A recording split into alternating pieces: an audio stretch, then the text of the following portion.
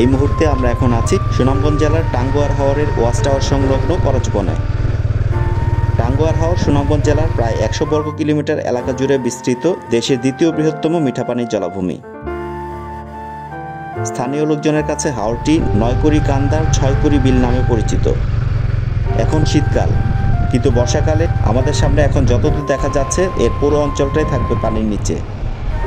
শীতকাল হওয়ায় হাওরের পানি শুকিয়ে গেছে এবং অল্প কিছু নিচু জায়গায় এবং ছোট ছোট খালগুলোতে অল্প পরিমাণে পানি আছে। এবারে আমরা নৌকাতে না গিয়ে বাইকে করে যাচ্ছি টাঙ্গুয়ার হাওরের খুব বিখ্যাত এই স্পটগুলোতে, যেখানে সবাই বর্ষাকালে নৌকা বা হাউস বোটে করে আছে। বটের মতো হয়, বট গাছের মতো ওই যে। আর বরাবরের মতো এই হাওর অঞ্চলের রাস্তাগুলোর অবস্থা খুবই খারাপ এবং প্রতি বর্ষায় রাস্তাগুলো বন্যায় ভেঙে যায়। এজন্য এই অঞ্চলগুলোর রাস্তা সবসময় ভাঙা পাওয়া যায়।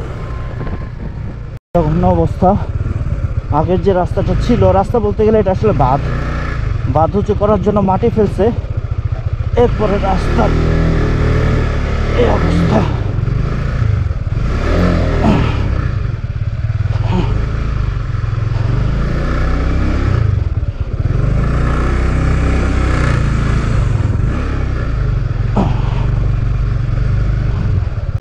ছয় কুড়ি বিল, 9 কুড়ি কান্দা, এর নাম টাঙ্গুয়া।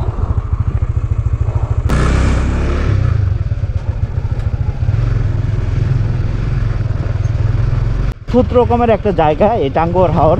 এখানে বর্ষাকালে আসলে একরকম রূপ, আবার এই শীতের সময় আসলে পানি ছাড়া আরেক রূপ। সামনে আর কিছু দূর যাওয়ার পরেই এখানে হিজল বন পড়বে এবং সেখানে একটা ওয়াচ টাওয়ার রয়েছে। টাঙ্গুয়ার হাওরের সেই বিখ্যাত ওয়াচ টাওয়ার, যেখানে সবাই বর্ষাকালে আসেন, কিন্তু সবাই আসেন নৌকাতে করে। সুনামগঞ্জ শহর থেকে বোট ভাড়া করে বা বিভিন্ন হাউস বোট আছে, এগুলো ভাড়া নিয়ে আসেন। কিন্তু বছরের এই সময়টাতে ওই জায়গাটাতে কেউ যায় না। তো আমরা এবার ওই জায়গাটাতে যাচ্ছি, কিন্তু আমরা সম্পূর্ণ অন্য রাস্তাতে যাচ্ছি এবং বাইকে করে যাচ্ছি। আমরা এমন সব রাস্তায় যাচ্ছি, কারো বাড়ির উঠানের মধ্যে দিয়ে, আবার কারো বাড়ির পাশ দিয়ে ছোট একটা কোনো মতো একটা জায়গা দিয়ে যাচ্ছি। আর এখানে যে ছোট ছোট মাছ যেগুলো ধরে অনেকে শুটকি বানানোর জন্য তৈরি দিচ্ছে।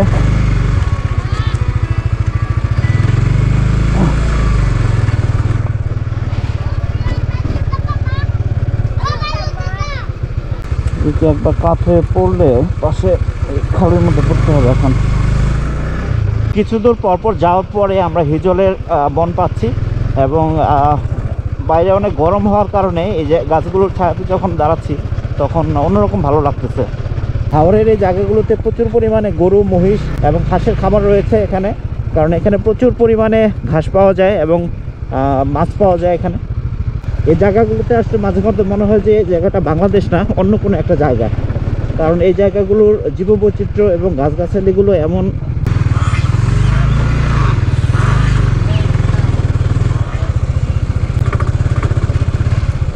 আমরা ঘরের মধ্যে দিয়ে যাইতেছি, এরকম অবস্থা। এগুলো স্কুল ঘর উপরে, আবার বন্যার সময় অনেকটা আশ্রয় কেন্দ্র হিসেবে ব্যবহার করা হয়। এখন ভালো রাস্তা এরকম, হ্যাঁ সাবমার্সিবল রোড। বর্ষার সময় পানির নিচে পুরোটাই। হ্যাঁ হ্যাঁ, কিশোরগঞ্জের ওই জায়গাগুলোর মতো। হ্যাঁ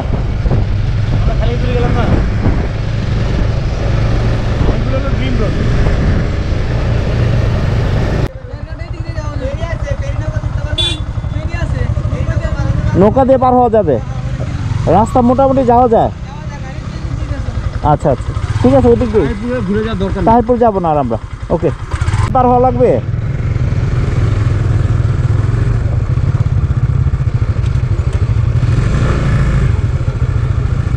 এই একজন একজন করে নামো।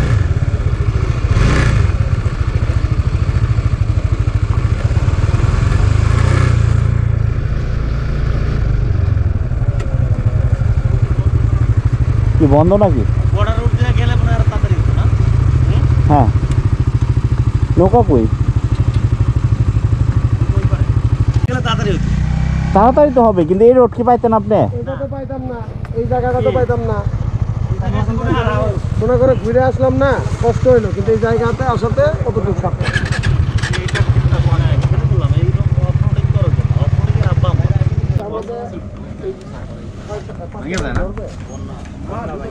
ভেঙে গেছে। শুধুই টাকা ডালে না, কোথায় বরগাছের মতো শাল এদিকে পার হইলেই মনে হয় যে এই জায়গা পার হইলেই পরে আর গুদারা পার হওয়া লাগবে না, এখন সুনামগঞ্জ যেতে পারবেন একটা।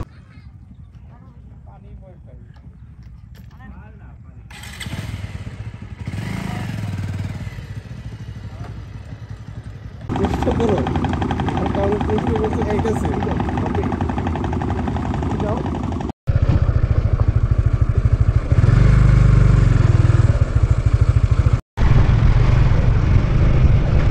এত ধুলা এই জায়গাগুলোতে। ওয়াচ টাওয়ার যাবো, ওয়াচ টাওয়ার গিয়ে পরে ওইখান থেকে শর্টকাট আছে, ওদিক দিয়ে চলে যাবো আমরা। ওই যে সামনে যাওয়ার পরে হাতের বামে যাইতে হবে। কেমন লাগবে ওয়াচ টাওয়ার যাইতে? আচ্ছা, রাস্তা তো ভালো মোটামুটি না? আচ্ছা, এইখানে যদি আমরা তাহিরপুর না হয়ে আমরা যদি টেকের ঘাট যাই, এদিক দিয়ে যেতে পারবো? আচ্ছা, একটা হাঁস আছে, প্রচুর পাখিও আছে, ওই যে দেখেন পাখি বসে আছে, দেখে বোঝা যাইতেছে না ওইখানে।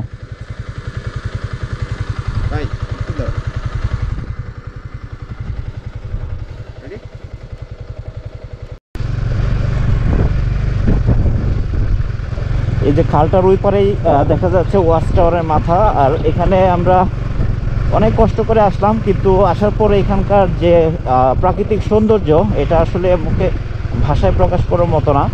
এখানে বর্ষাকালে আসলে তো অবশ্যই ভালো লাগবে, কিন্তু এই ড্রাই সিজনে শীতের সময়ও যদি কেউ আসে তাহলেও কিন্তু অন্যরকম একটা ন্যাচারাল একটা ভিউ পাওয়া যায়, যেটা আসলে বর্ষাকালে আসলে পাওয়া যাবে না। অসাধারণ একটা জায়গা, এবং এখানে এখন লোকজন খুবই কম, কারণ স্বাভাবিকভাবেই এখানে বর্ষাকালে হাউস বোটে করে সবাই আসে। এত কষ্ট করে এই ভাঙা রাস্তা দিয়ে আসলে অনেকের পক্ষে এখানে আসা সম্ভব না। তারপর কিছু কিছু লোক দেখা যাচ্ছে যারা এখানে বেড়াতে আসছেন।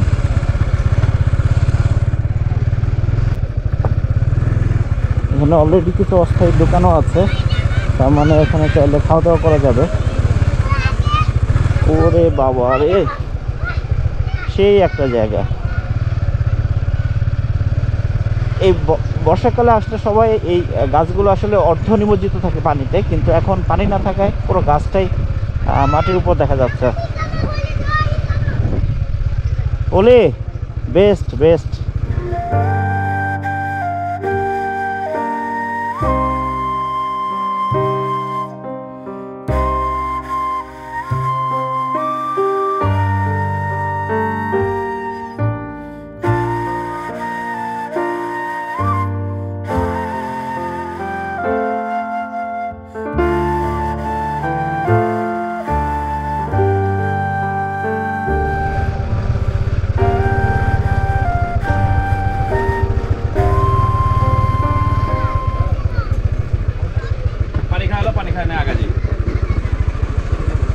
ছি রে ননি ছি।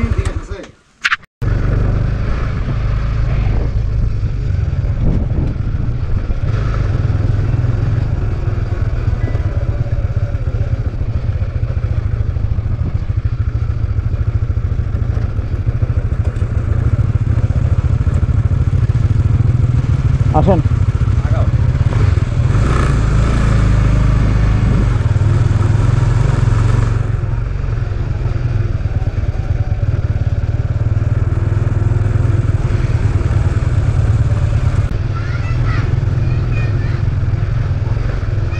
বর্ষাকালে যে হাউস বোটগুলোতে আসে এখানে সবাই, ওই সামনেও একটা হাউস বোট রাখা আছে, কিন্তু এখন আসলে ওই বর্ষাকালের মতো ওইরকমভাবে হাউস বোটে কেউ আসে না।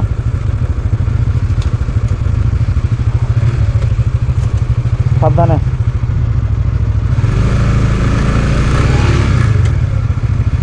সাবধানে আসেন।